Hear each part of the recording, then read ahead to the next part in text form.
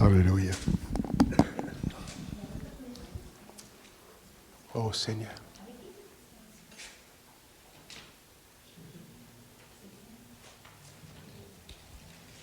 Alléluia. Oh Seigneur. Merci pour ta présence.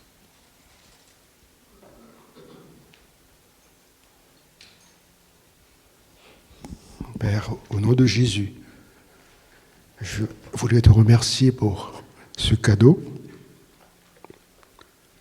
cette grâce que tu me fais de partager, de prêcher ton évangile,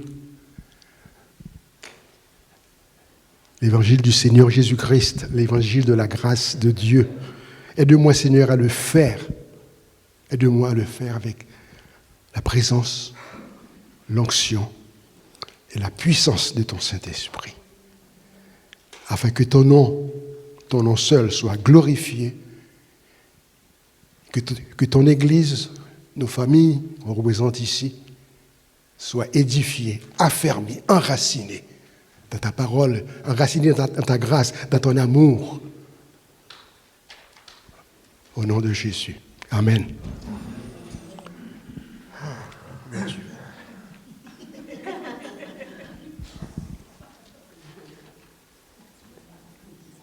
Mais ne nous laissons pas distraire parce que c'est pas un jeu d'enfant. C'est pas un jeu d'enfant. Ah oui, s'il te plaît. Voilà, parfait. Ouais, puis serre-lui la vis comme il faut. Merci, mon frère.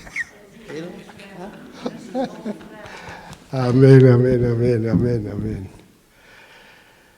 Ah.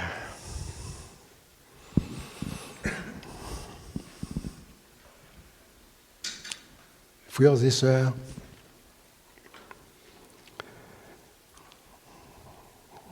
je n'entrerai pas dans les détails, mais le message de ce matin que j'ai reçu depuis déjà quelques semaines, j'ai jamais eu autant de difficultés. Jamais eu autant. Depuis que les années que le Seigneur m'utilise dans ce ministère, il y a eu des combats, il y a toujours des combats. Mais ce combat-ci, là, il m'a montré. C'est que l'objet, parce que le problème, c'est que moi, j'écris mes messages. Comme beaucoup de prédicateurs, je n'ai pas ce don-là de mémoriser le message. Il y en a. Eh bien, merci Seigneur, c'est un cadeau ça. Comme ça, le diable ne le sait pas jusqu'au moment où tu partages la parole. Donc il ne peut pas t'attaquer, il ne sait pas. Mais dans mon cas, il l'a su. Et je pense qu'il pourrait le réciter par cœur. Et il n'a pas aimé ça. Même si ça arrivé un point, c'était rendu au point où hier ou avant-hier, là, c'était l'enfer. J'ai changé de message. En tout cas, bref. Puis ma femme, c'est pas drôle, hein? C'est lesquels que tu prêches, parce qu'elle savait que c'était ce message-là que j'avais déjà préparé.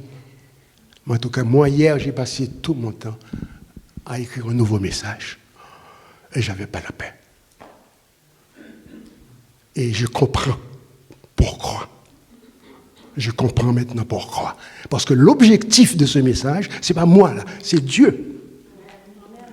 C'est ce que lui veut faire. Et l'ennemi, oh, no way. Bref, alors. Mais ce que je peux vous dire une chose, c'est lui, le Seigneur, qui bâtit son église, ici, là. Et les portes de l'enfer ne prévaudront pas contre cette église.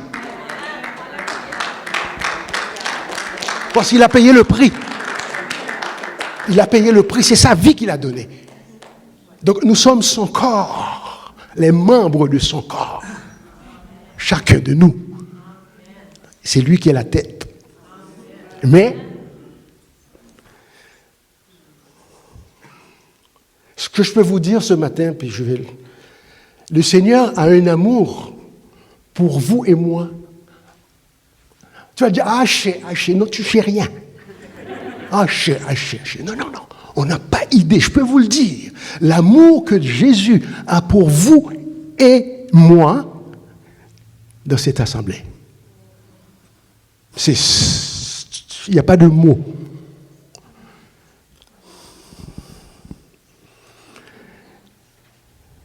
Alors, si vous avez votre Bible, et je vais... Pasteur Luc a fait très bien fait, il y a quelques semaines, apportez votre Bible. On a perdu cette habitude-là. On a la technologie, donc pas besoin d'apporter une Bible. Ah non. Ça, là, c'est notre épée, ça. Gardons toujours notre épée à la main. Je ne dis pas ça pour vous culpabiliser, mais non. Mais reprenons notre vieille habitude d'amener toujours la parole de Dieu avec nous, à portée de la main. Dieu veut que nous soyons comme des chrétiens, n'est-ce pas, de Béret, les Béréens.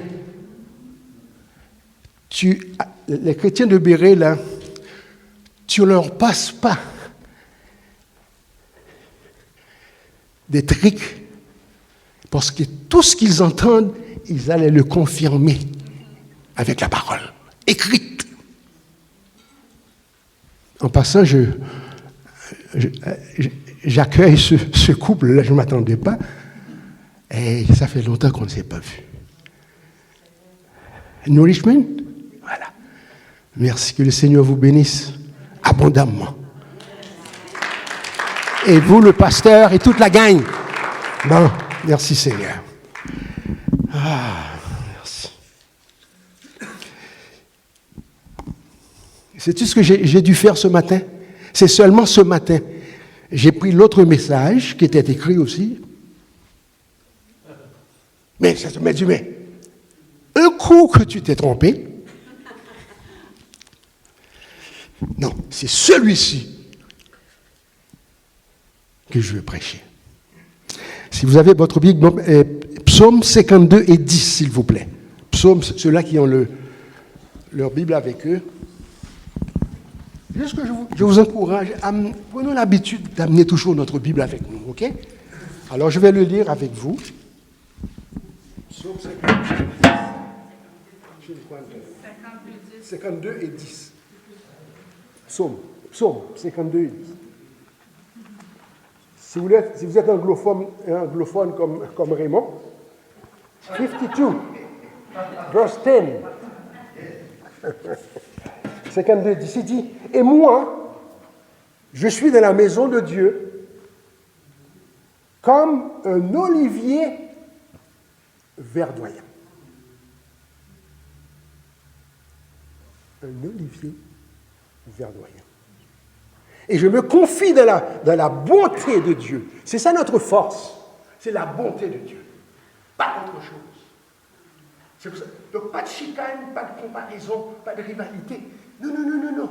C'est la bonté de Dieu. C'est grâce à Dieu que nous sommes ici présents, vivants. Cette Église. Donc toute la gloire lui appartient. C'est la bonté de Dieu éternellement et à jamais. Donc, et moi, je suis dans la maison de Dieu, comme un olivier verdoyant, je me confie dans la parole de Dieu, dans la bonté de Dieu, éternellement et à jamais. L'autre verset, c'est encore Psaume, le 90e, Psaume 90, verset 14. Je vous donne le temps de se tourner. Rassasie-nous, Seigneur, chaque matin de ta bonté. De ta bonté. Et nous serons toute notre vie dans la joie et dans l'allégresse. C'est ça l'Église du Seigneur.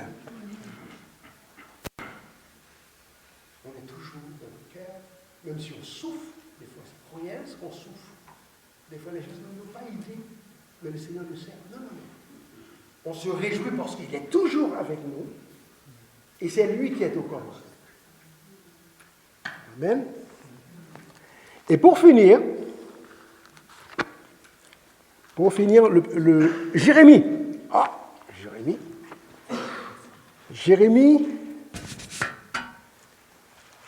le chapitre 17, versets 7 et 8. Jérémie 17, 7 et 8.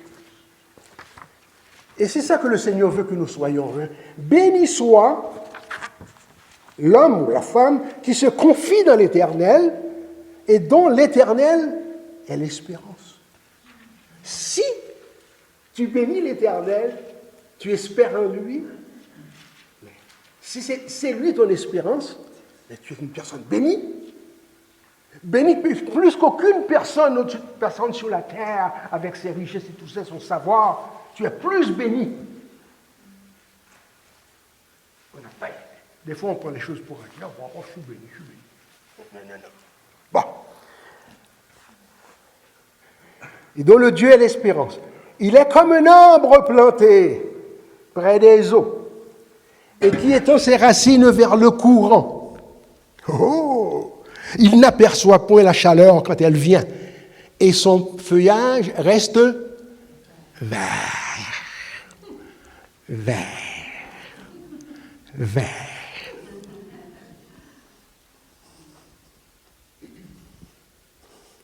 Dans l'année de la sécheresse, il n'a point de crainte et il ne cesse de porter du fruit. Voilà ce que le Seigneur veut que nous soyons ici.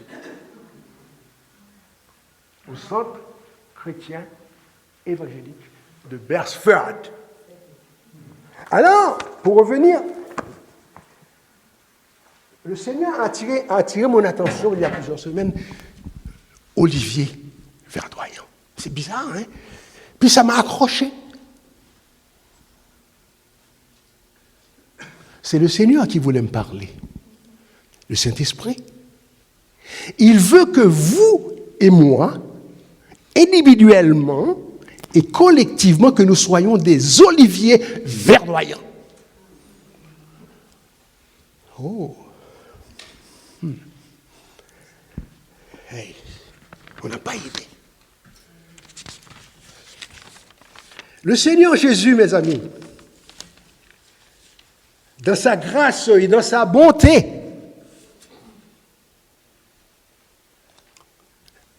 voilà comment il nous voit. Hein?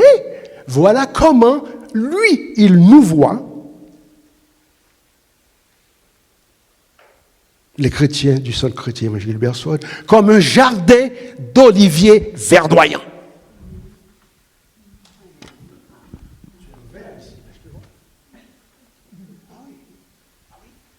Il veut, et ça c'est lui, ok? Puis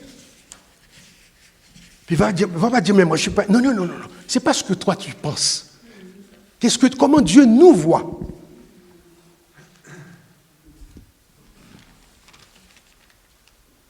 Il nous voit comme un jardin d'oliviers verdoyants et fertiles. Il y a du fruit, prospère et résilient à la gloire de Jésus. Voilà comment il nous voit. Bon. Alors, c'est sûr que mon combat, je me dis, mais je ne veux pas, moi, interpréter ce que Dieu, aller en avant de ce que Dieu veut faire, moi, là. Ce n'est pas mon église, moi. C'est son église. Donc, c'est pour ça que j'ai hésité. C'est non seulement comment il nous voit, il nous perçoit, et c'est ça qu'il projette de faire avec nous. Ah!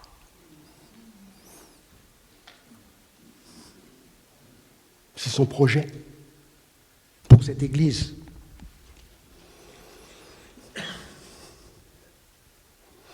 C'est un projet de paix, comme dans Jérémie 29 et 11, un projet de paix et non de malheur, afin de nous donner un avenir et de l'espérance.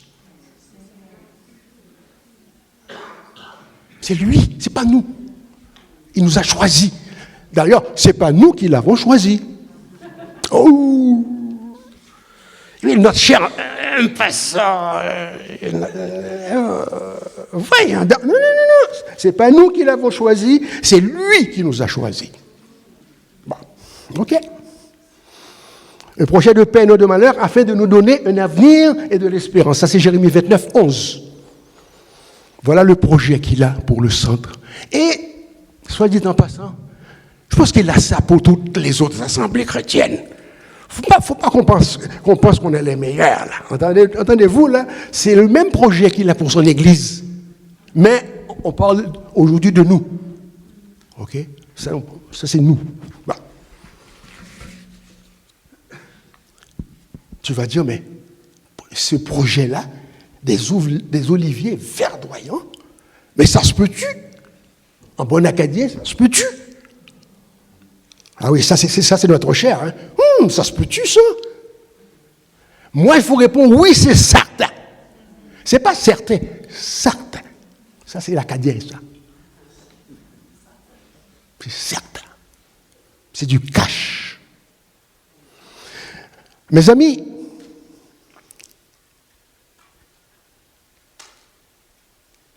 lui, il nous voit ainsi à cause de sa grâce et de sa bonté. Il nous voit comme ça. Tu vas te regarder, tu dis, mais moi, non? Non. Non. Et mes amis, c'est lui, le grand jardinier. Ah oui, il a toutes les vertus, il a tous les métiers. Hein. C'est lui, le grand jardinier, qui nous a plantés ici.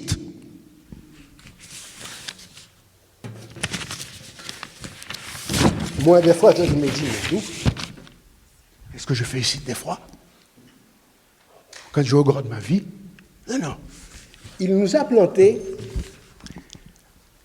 des Acadiens, des Québécois, des Canadiens, des Africains et des Haïtiens. C'est lui qui nous a plantés ici. Ça fait-tu du sens? C'est lui, le grand jardinier. Et vous allez voir, je me dis que le Seigneur, tu dois vraiment nous aimer. Vous allez comprendre pourquoi. Dans mes recherches, je vois l'olivier. Ça me fait penser à mon petit Olivier, Diane, hein? Ton petit Olivier, là, hein? Ton garçon, là. Oh, ces garçons. L'olivier est un arbre au feuillage persistant, de vert argenté. Ça, c'est l'olivier. Qui pousse dans les pays du bassin méditerranéen. La Libye, l'Israël, tous ces pays-là. C'est là que le Seigneur a choisi de faire élever, pousser cet arbre-là.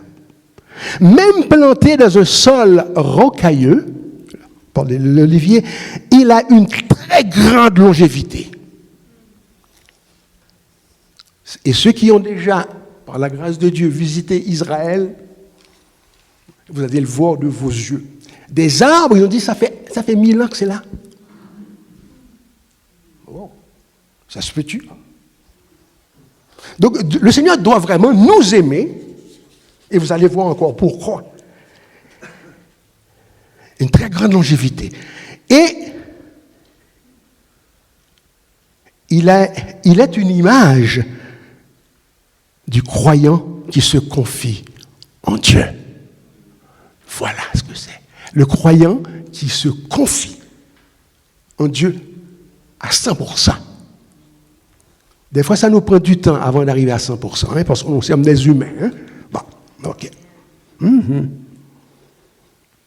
Du croyant qui se confie en Dieu, et il est ainsi inébranlable et renouvelé dans la foi. Donc, notre foi, Dieu bâtit lui-même notre foi.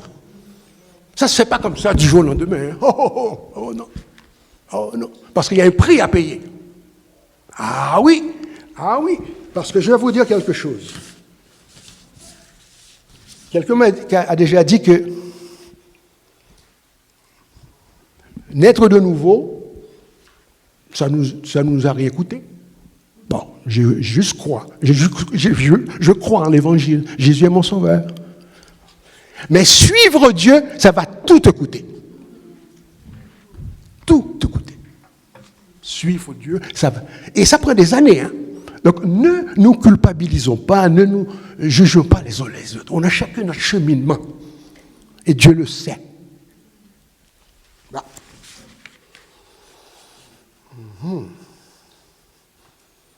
Et donc l'olivier, c'est un emblème de fécondité, un symbole de paix et de gloire dans l'Antiquité. Et vous allez voir pourquoi le Seigneur nous aime. L'olivier, là, rappelons-nous le mont des Oliviers. Le mont, la montagne des Oliviers. Oh, aïe, aïe, aïe. La montagne des Oliviers, c'était le décor privilégié et choisi par Jésus pour se détendre. Dans son ministère, l'olivier était toujours présent. C'est vous et moi. Mais oui. Ah oui, il était toujours présent. Donc, et parce qu'il conversait souvent avec son père, hein, la conversation, hein, l'intimité, l'amitié. Hein.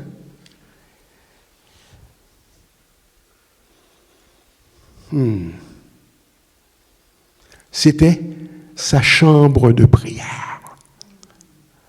L'olivier, les oliviers, le jardin des oliviers, c'était sa chambre de prière. Et c'est ça qu'il veut faire avec nous.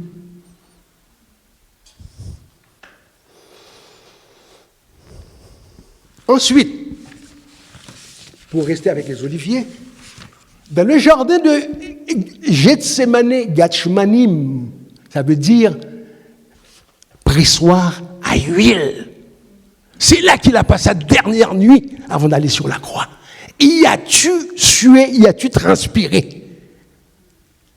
Parce que c'est ça. C'était des oliviers, comme un olivier, tu presses. Tu veux avoir de l'huile, il faut que tu presses les oliviers. Les oliviers doivent accepter qu'ils vont se faire brasser. C'est ça, avant que l'onction sorte. L'huile, ça fait-tu du sens? C'est pour ça que tu vois, l'olivier a toujours été présent dans la vie de Jésus, dans son ministère. C'est là qu'il allait se recueillir. Il était inspiré.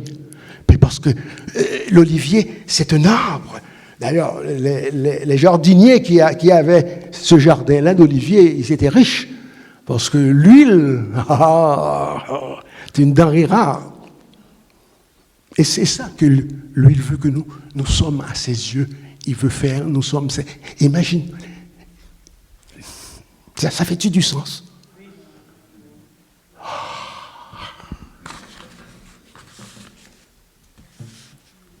D'ailleurs, pour finir, c'est de là, du monde des Oliviers, qu'il est parti.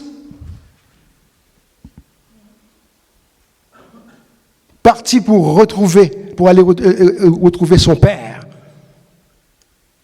à l'ascension, 40 jours après sa résurrection. C'est de là qu'il est parti pour remonter au ciel. C'est là qu'il est parti. Les Oliviers. Et c'est pas fini la surprise. Et c'est là qu'il va atterrir avec nous, vous et moi, à son retour. 7 ans après les années de tribulation. C'est là qu'il va atterrir physiquement avec nous. Wow!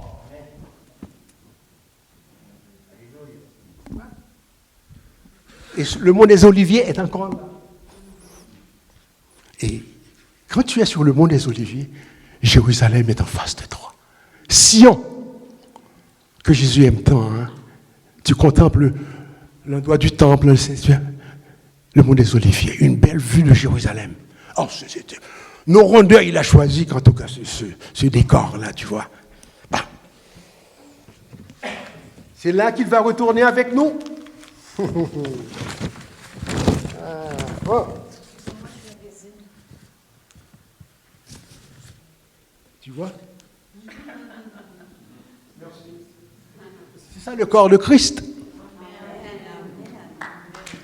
Amen. Merci. Alléluia.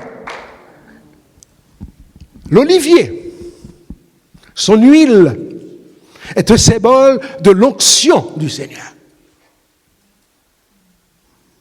Est-ce que tu le vois venir là? L'onction du Seigneur, personnifiée par le Saint-Esprit. Sans le Saint-Esprit, il n'y a pas d'onction. C'est mort ton affaire. C'est plate. C'est du blablabla. Ça prend le Saint-Esprit. Lui, l'onction du Saint-Esprit. Et le Seigneur, autrement dit, le Saint-Esprit projette écoute ça là. Attachez votre ceinture. Il projette de répandre son onction sur les chrétiens du centre chrétien évangélique de Beresford.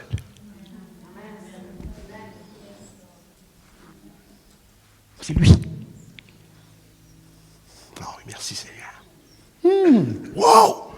Ah oui! Son onction sur les chrétiens en vue, premièrement, pour notre édification personnelle comme chrétiens, mais ensuite, surtout, pour nous préparer à engranger cette dernière moisson d'âme.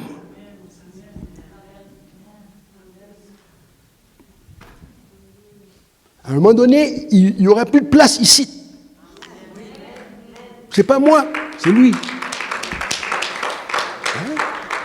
C'est lui. Pour des âmes, tu vois, qui, des fois, ils ne savent même pas qu'ils appartiennent à Dieu. Ils ne savent pas. Ça se peut-tu? Oh non, non, non. Oui. Une moisson abondante d'âmes. Et ça, le Seigneur, cet esprit veut répandre, et ça, pour ce faire, il veut répandre sur nous la multitude de ses dons.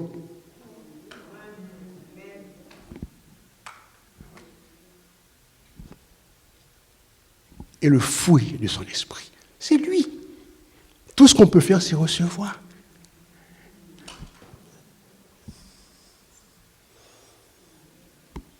Est-ce que ça vous parle ce matin? Est-ce que vous sentez l'appel du Saint-Esprit?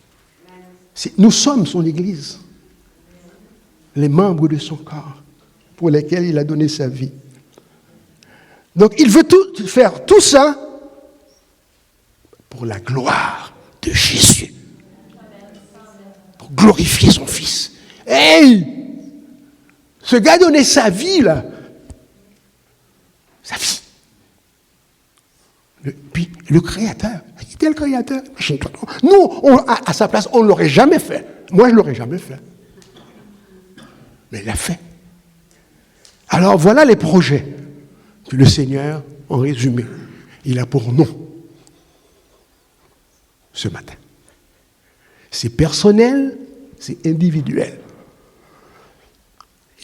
C'est ça que j'aime du Seigneur, il forcera personne. Oh non, c'est pas notre Dieu, ça. Ah, non. Il dit, j'ai un cadeau pour toi. Tu le veux-tu? Alors, ce qui est... c'est que Dieu, le Tout-Puissant qu'il est, il ne peut rien faire sans nous. Imagine-toi. Le projet qu'il a pour nous, si on lui dit non, ben c'est non. Mais ça va l'attrister, bien entendu.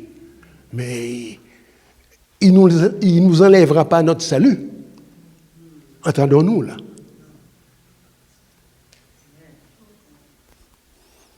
C'est là qu'il veut nous amener. Parce qu'il y a des gens, des âmes qui attendent au Nouveau-Brunswick, ici en Acadie, le nord-est du Nouveau-Brunswick, le Canada, tu vois, le monde entier, l'Afrique, partout. Et ça, nous, on est une partie, n'est-ce pas, de l'affaire. On est une partie, mais Dieu, dans sa grâce, il veut répandre. Voilà le projet qu'il a pour nous. Bon, maintenant, Ça, cette partie, il n'y a pas de problème. Mais l'autre partie, c'est vous et moi. On est-tu d'accord? On le croit-tu?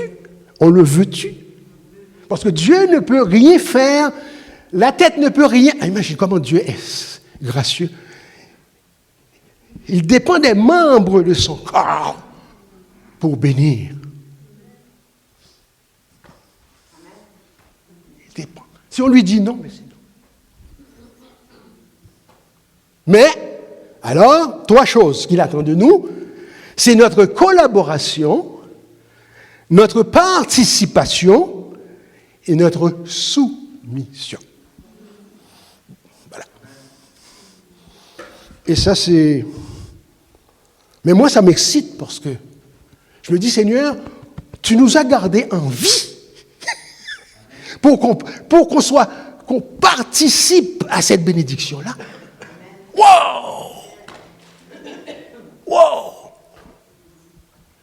Parce que pour lui, là, le Seigneur, c'est déjà fait. Ah oui, c'est déjà fait. C'est là maintenant, qu'est-ce que vous? Comment répondez-vous à cette invitation, à ce projet?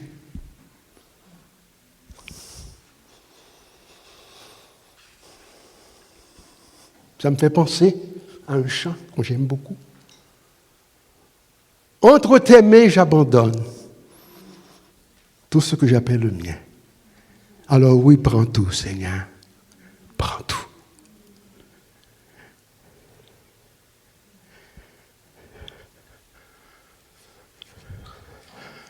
Pour que je vienne au monde, et vous aussi, il a fallu que maman accepte papa.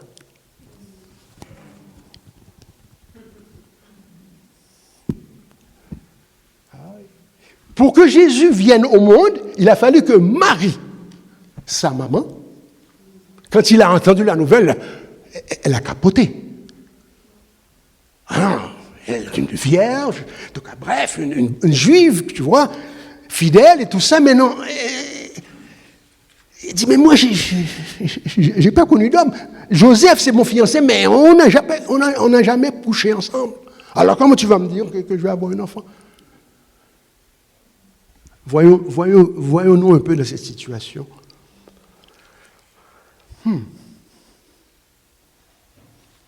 Quand elle, finalement, l'ange lui a fait un dessin, lui a dû montrer. Ah, elle a dit, je suis la servante du Seigneur. Qu'il me soit fait selon ta parole. Et à ce moment-là, précis, que Jésus était conçu. Dieu n'avait rien à voir là-dedans. Merci Seigneur, parce qu'on ne serait pas ici aujourd'hui. Joseph, non. Bon. Alors c'est un peu comme ça, tu vois. Dieu nous demande, alors voilà mon projet, je vous aime, je vous adore. Alors, mais voilà les projets que j'ai pour vous. Alors qu'est-ce que vous en dites? Bon. Oui, prends tout Seigneur, entre tes mains.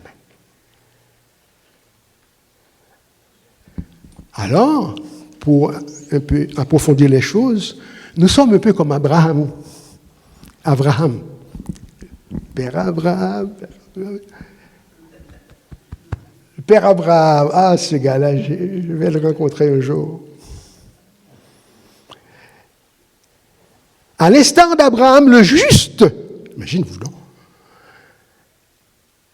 mettons notre foi, notre confiance en Dieu. Pourquoi? Parce que Dieu qui ressuscite les morts. Et qui appelle les choses qui ne sont point comme si elles étaient déjà. Tout ce qu'il attend de nous, oui Seigneur, merci. D'accord. Ah ouais, fort. Ah, voilà. Sinon, non. Comme dit l'Écriture, Abraham crut. Tout ce qu'il a fait, il a cru. C'est pas compliqué. Mais c'est pas compliqué, mais c'est peut-être la chose la plus difficile pour un humain de dire « je crois ». Je crois. Il a cru. Il crut à Dieu et cela lui fut imputé à justice. Il est devenu un juste. Aujourd'hui, nous sommes justifiés, nous sommes les justes, nous ne sommes plus des pécheurs. Si vous êtes pécheur, vous avez besoin d'être sauvé. C'est le sceau de Dieu. C'est grâce à l'œuvre, au sang de Jésus qui a été répandu. Et tu as dit oui, mais là, Dieu t'a justifié. Là, tu fais partie de mes justes. C'est pas compliqué.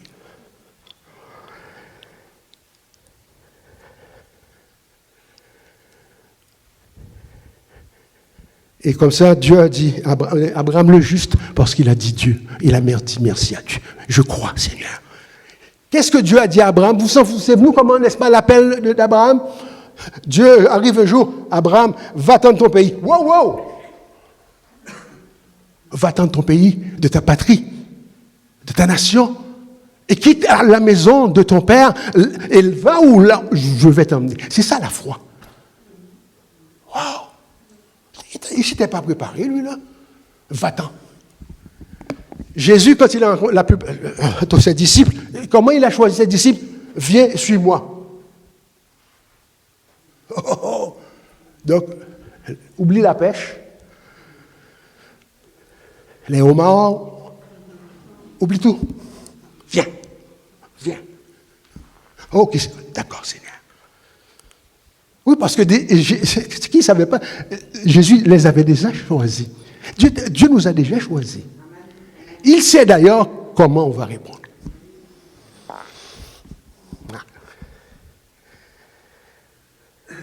Et Dieu, parce qu'Abraham a dit oui, le Seigneur a répandu sur Abraham une avalanche de bénédictions. C'était un des hommes les plus bénis qui ait jamais existé sur cette terre. Abraham. D'ailleurs, son nom avant c'était Avram, puis là, le H avait toute la différence. Abraham. Ça, c'est Dieu, l'Esprit. Abraham. J'espère que je ne vous perds pas, là. Dans Genèse 12, 2 et 3, le Dieu d'Israël lui a promis à Abraham, écoute, je ferai de toi. Il n'était pas jeune, hein. Vous n'auriez pas choisi Abraham, un vieux pépère. Aujourd'hui, c'est l'agisme. C'est l'agisme, tu vois, on méprise les vieux. On les discrédite. Hélas. Le Dieu d'Israël lui a promis, je ferai de toi une grande nation, et je te bénirai et rendrai ton nom grand. Wow! 75 ans. Wow. Et tu seras une source de bénédiction. Une source de bénédiction, et toutes les familles de la terre seront bénies en toi. Voilà pourquoi Satan haït le peuple juif.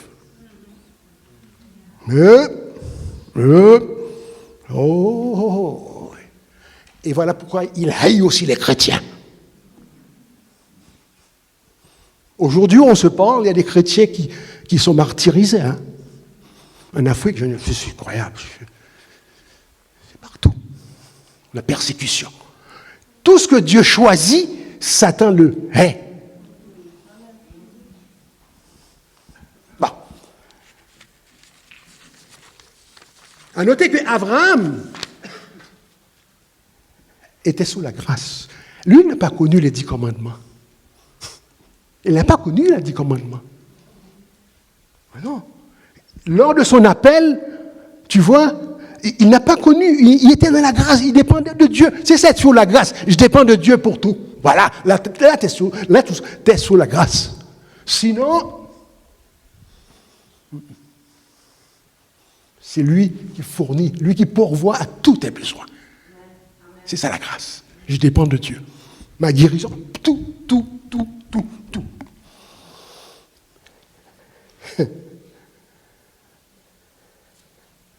Et la loi, les 10 commandements sont arrivés 450 ans après la mort d'Abraham.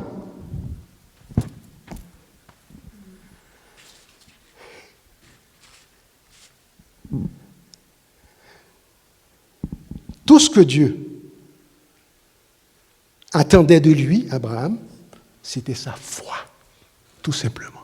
Oui, Seigneur. D'accord, comme Marie, je suis la servante du Seigneur. Qu'il me soit fait selon ta parole. C'est tout. Il n'y a pas de... Non, c'est oui ou non. C'est ça que j'aime de Dieu, c'est clair.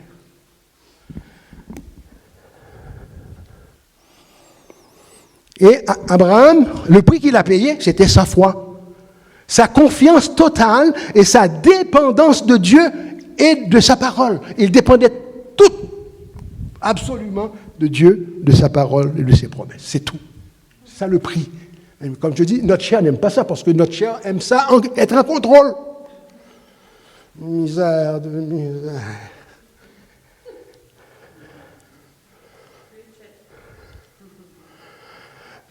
Il a tout quitté, Abraham. Il a tout quitté, sa famille, ses parents, tu vois, sa nation, pour suivre Dieu, l'appel de Dieu.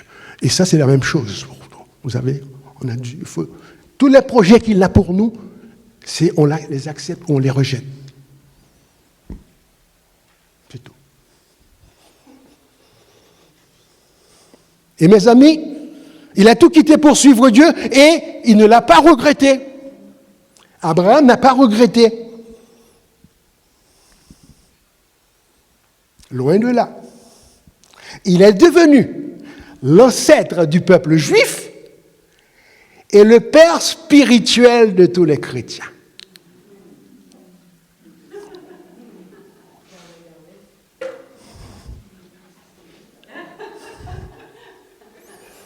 Appelle le Père Abraham comme tu veux, mais c'est notre Père spirituel. Ce que Dieu a, qui chérit ce qu'il attend de nous, c'est notre foi. Pas compliqué, c'est tout. Mais c'est-à-dire notre volonté. Enlève tes mains du volant. Laisse-moi conduire. Ça prend une paire de mains. Bon, ça, c'est Jean Charest, ça. C'est mes souvenirs du Québec. Le peuple québécois. J'aime beaucoup ce peuple-là.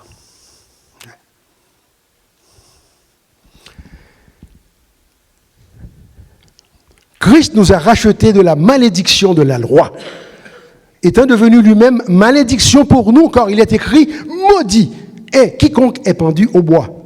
Tu parles du prix qu'elle a payé. Le juste Dieu, le Tout-Puissant, il a payé ce prix-là. Afin que la bénédiction d'Abraham est pour les païens, les païens, ce sont les gentils. Nous avons les gentils. On n'est pas si gentils que ça, en tout cas. C'est un jeu de mots, là. Les gentils. Non. Et la bénédiction d'Abraham est son accomplissement en Jésus-Christ, et que nous recevions par la foi le Saint-Esprit de Dieu qui avait été promis. Mes amis, c'est l'un des cadeaux, on ne peut même pas comparer, le Saint-Esprit, la troisième personne de la Sainte Trinité, le Dieu Tout-Puissant. Il est Dieu le même, au même titre que le Père et le Fils. Mais comment on le traite? On le consulte à l'occasion. En tout cas, je ne m'étendrai pas. C'est juste pour vous dire, notre chair n'aime pas ça, se soumettre. Parce que c'est l'orgueil. Et qu'est-ce qui a fait chuter nos premiers parents? C'est l'orgueil. Et le malin, le diable, lui aussi, il est tombé dans le même piège, c'était son orgueil. Il voulait être comme Dieu. Misère de misère. Alors, il fait la même chose avec nous. Ouais. Galates 3 et 14. Le Saint-Esprit qui avait été promis. L'Esprit du Seigneur est en moi. Est avec nous. Laissons-lui. Remettons-lui la direction, les commandes de notre vie. C'est le prix qu'on a à payer. Chacun de nous. C'est tout ce que là. Mais ça, c'est personnel. On ne peut pas le faire pour ton frère, pour ta soeur, tes enfants. Non, c'est personnel. Cet esprit, d'ailleurs, une prière que le Seigneur m'a toujours, il y a quelque temps, j'ai partagé ça avec vous. Chaque jour, chaque chrétien, Père, aujourd'hui, le 5 novembre 2023, je te demande, je prie que tu vives la vie de Christ, de Jésus en moi, par la puissance de ton Saint-Esprit. Oui. C'est ça que Dieu attend. C'est pas compliqué, ça. Tu ne peux pas vivre toi-même la vie de Christ. C'est impossible. Essaye, tu vas voir. Alors, c'est ça. Ouais, vis la vie de Christ en moi. Alors, les projets qu'il a pour le saint chrétien, là, cet esprit attend. Lui, il est prêt déjà. Donc, il attend. Il nous exhorte, il nous encourage ce matin. Abandonnez-vous à moi. Faites-moi confiance. Et ça va nous éviter bien des problèmes. Alors, je ne vais pas vous garder plus longtemps. Maintenant que notre part, on dit ça c'est personnel, notre collaboration, notre participation, notre soumission, une fois que c'est fait, maintenant, en conclusion, Père Céleste, bon Père Céleste, alors je vais demander à tout le monde, s'il vous plaît, on va se fermer les yeux. Ça, c'est sérieux, hein? C'est vital ce qu'on va faire. On est dans sa présence. Alors,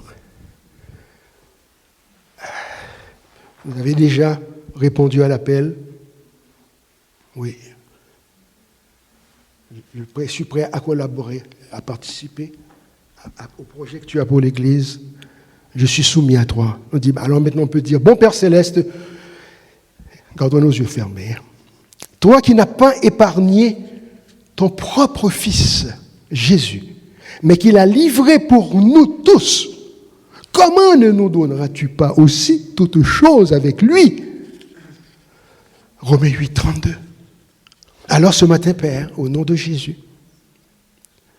nous acceptons, nous recevons par la foi et par ta grâce, ta promesse de faire de nous, Saint chrétien évangélique de Bersford, des oliviers féconds, fertiles, remplis chaque jour et chaque instant de chaque jour de la présence, de l'onction, de la puissance de ton Saint-Esprit et du fruit de l'Esprit.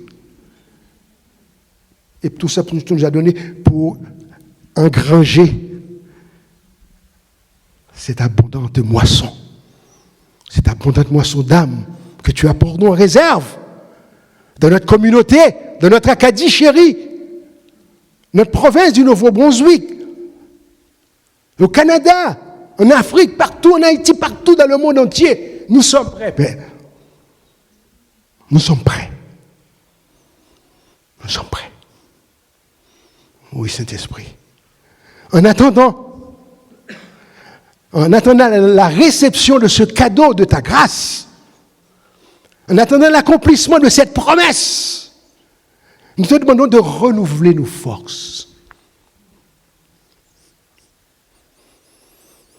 Aide-nous, Seigneur, à garder toujours nos yeux fixés sur toi, sur ta parole et sur tes promesses qui sont oui et amen en Jésus-Christ. Aide-nous en attendant, aide-nous à planer comme les aigles au-dessus de la mêlée et au-dessus de la fournaise ardente de nos épreuves. Ésaïe 40, 31. Aide-nous, Seigneur. Et nous te le demandons au nom de notre Sauveur et Seigneur Jésus-Christ, pour son amour et pour sa gloire. Merci d'avance. Et tout le monde dit Amen. Amen. Merci Seigneur.